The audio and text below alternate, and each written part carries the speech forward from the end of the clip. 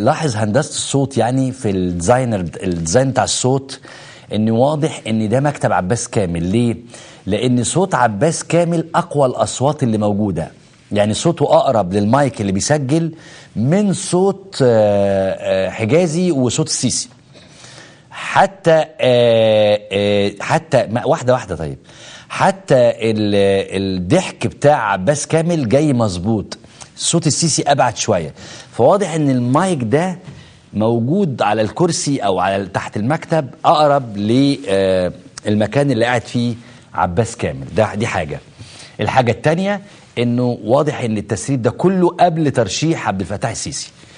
الحاجه الثالثه انه لما بيكلم فهد العسكر بيقول له حاجه غريبه قوي، بيقول له الاجتماع لسه هيبدا وهينتهي ببيان بترشيح الفريق السيسي. فكانه عارف، يعني كاني المجلس العسكري شويه بلاليص، يعني رايحين يجتمعوا البلاليص. طب ما هو معروف، يعني احنا مفترض الاجتماع ده هيتناقش فيه يترشح عبد الفتاح السيسي ولا لا، بس واضح ان الاجتماع كده تمثيليه. فبيقول له هو لسه الاجتماع بادئ حالا وهينتهي ببيان، البيان ده هيرشح فيه عبد الفتاح السيسي. يعني تمثيليه في تمثيليه في تمثيليه. نعم. ثانيه واحده، معايا مين؟ معايا الاستاذ جابر الحرمي، رئيس تحرير جريده الشرق القطريه. استاذ جابر اهلا بحضرتك، مساء الخير. مساء النور، يا هلا يا اخي بكم، ومسي عليكم وعلى كل مشاهدينكم الكرام. الأول أنا عايز أعتذر لك على ما بدر من عبد الفتاح السيسي في تعريفه للدول أو لبعض دول الخليج إنها أنصاف دول. ما تعليق حضرتك على التسريب اللي سمعته؟ أولا نحن في الخليج حقيقة إجمالا وليس فقط في قطر نكون كل الحب والتقدير لمصر وشعبها العظيم، ولا ننسى دور مصر التاريخي وشعبها الكريم حقيقة. ومصر هي عمقنا وهي التي نستند عليها، لكن حقيقة استغربنا وأصبنا بدهشة كبيرة عندما سمعنا هذه التسريبات التي شارك بها الثلاثي الذي يقود مصر اليوم. استأنا كثيرا نعم، لكن أعتقد أن هذه التسريبات أساءت إلى الشعب المصري الشقيق. لا واحدة يا أستاذ جابر، معلش. أكثر ما أساءت إلى الخليجيين كقادة أو كشعوب. نعم.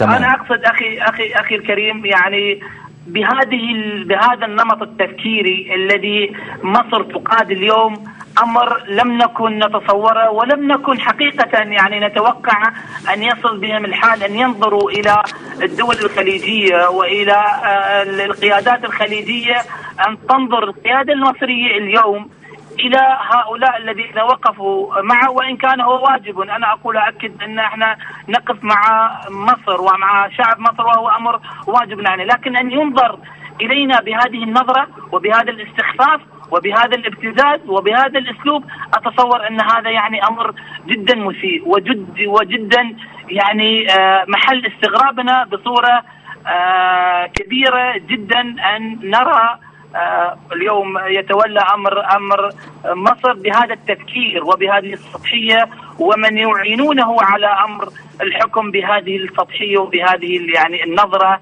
لدول الخليج وقيادات دول الخليج. لكن أستاذ جابر، حضرتك بتقول أنتوا صدمتوا في هذه وجهة نظر السيسي في دول الخليج وتحديدا في أمراء الخليج، إنه هو بيقول كده، أنا بنقل نصا يا أستاذ جابر، بيقول وانتوا اللي عايشين حياتكم بالطول والعرض وفلوسكم تلتلة قد كده. هل تفتكر إنه دي، وده اللي بيقولوا على لسان عباس كامل وده مدير مكتبه، هل تفتكر إن دي ممكن تكون مثلا فرضية من عند عباس كامل تمثله هو شخصيا، ولا دي وجهة نظر المجلس كله أو وجهة نظر السلطة الحاكمة في مصر الآن؟ هي وجهة نظر السلطة الحاكمة، بدليل أنه وافق عليها، وليست هي رأي فرد أو رأي شاذ، إنما هي أعتقد أن هي راي سلطة حاكمة تنظر إلى دول الخليج بهذه النظرة وبهذه الطريقة من التفكير. يعني السيسي لم يوقف عباس كامل عندما تحدث عن دول الخليج طيب. وعن أمراء الخليج وعن قادة الخليج، ولم يوقفه ولم يقول له أنه والله توقف عند هذا الأمر، ولا طيب. يعني نرغب بالإساءة إلى الرموز الخليج، إنما هو وافق على هذا الأمر وكمل في الحديث. خليني أقول لك كقطري كمواطن خليجي، يعني عندما سمعت الجزء الخاص اللي عباس بيقول فيه حتى بتاع قطر ابن الشتيمة، يعني في هنا لفظ خاص بالأم، حتى بتاع قطر ابن الكذا، البنك بتاعه ده اللي هو قطر الوطني ده ولا مش عارف ايه، البيت بتتكلم من اسبوع كده ولا من 10 ايام ان الاحتياط 900 مليار 9000 مليار او 900 مليار. من هو الشخص المقصود بانه يتقال عليه حتى بتاع قطر ابن الكذا اللي تسب ده؟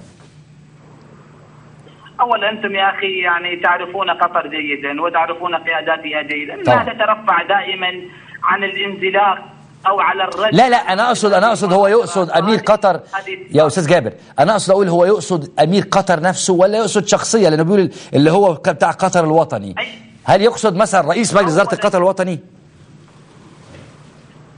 اولا ايا كان من يقصده هو ابن قطر، ايا كان، ان كان اميرا، ان كان مديرا، ان كان رئيسا، ان كان مواطنا عاديا، هو ابن قطر. لكن نحن في جميع الاحوال وفي جميع الظروف وطوال السنوات الماضيه ترفعت قطر قياده، وترفع مواطنوها وترفع اعلامها ايضا عن الردح وعن الاساءات وعن يعني التلفظ بالفاظ مسيئه، ان كان ذلك الى اهلنا واخوتنا في الشعوب العربيه وحتى الى الرموز التي نعتز بها. لذلك أتصور أن قطر تترفع عن ذلك، ولا نريد أن نرد أو أن نلتفت إلى ما صدرت من هذه اللسانات التي كما أشرت لك أنها تسيء إلى من صدرت من قبله ولا تسيء إلينا في قطر، الذين يعني الكل يعرف قطر ويعرف الأدوار التي قامت بها والمساهمات التي قامت بها، وهو واجب علينا إن كان ذلك تجاه